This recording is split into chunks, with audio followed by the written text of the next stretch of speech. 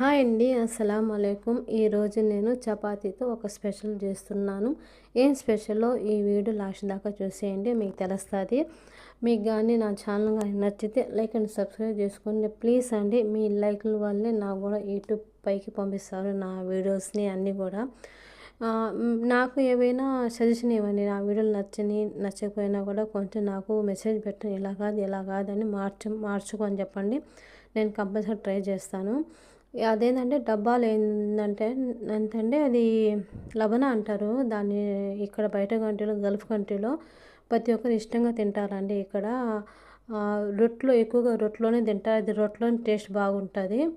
అదే నేను వేసిందంటే జాతర అండి. జాతర అంటే ఆ లబన్కి ఆ జాతర వేసాను కాంబినేషను.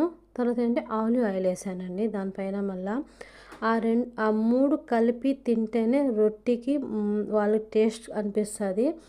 ఏ రొట్టె అయినా కానండి వీళ్ళు తినేది ఇక్కడ ఈ మూడు కాంబినేషన్ కలిపి తింటారు. సూపర్ టేస్ట్ ఉంటుంది. కానీ ఇక్కడ బయట కంట్రీలో అలవాటు పడి ఉన్న వాళ్ళకి తినగలం, లేకపోతే తినలేమండి. మన ఇండియాలో కానీ దొరికితే ఒకసారి ట్రై చేయండి. గల్ఫ్ కంట్రీ ఉన్న వాళ్ళు కూడా ట్రై చేయొచ్చు, చాలా టేస్ట్గా ఉంటుంది. ఇదేంటంటే చపాతీలు అండి. చపాతీలు మీకు ఇండియాలో ఉన్న వాళ్ళైనా కూడా మిగిలిపోయి ఉంటాయి కదా చపాతీలు. అంటే రాత్రికి మనం చేసుకొని ఉదయానికి బ్రేక్ఫాస్ట్ చేసుకోవచ్చు అనుకునే వాళ్ళకి, లేకపోతే నైట్కి మనం నైట్కి ఏం చేయాలి డిన్నర్ అన్నప్పుడు ఇది ఒకసారి ట్రై చేయండి, బాగుంటుంది. నేను ముందుగా ఏంటంటే అవి చపాతీలు, ఎగ్గు, తర్వాత అంటే అది చిల్లీ పేస్ట్ అండి. ఒక వీడియో పెట్టాను నేను చిల్లీ పేస్ట్ అనేది. చిల్లీ పేస్ట్ నేను ఈ వీడియో కింద నేను లింక్ ఇస్తాను, చూడండి ఆ చిల్లీ పేస్ట్ ఎలా తయారు చేయాలో. అది ఎగ్ అండి. ఎగ్ వేసి కొంచెం సాల్టు, పెప్పర్ అంటే బ్లాక్ పెప్పరు, అంటే మిరియాల పొడి, అంతే. నేను ఇంకేం వేయలేదు. కొంచెం అది మిక్స్ చేసుకున్నాను ఎగ్ వేసి.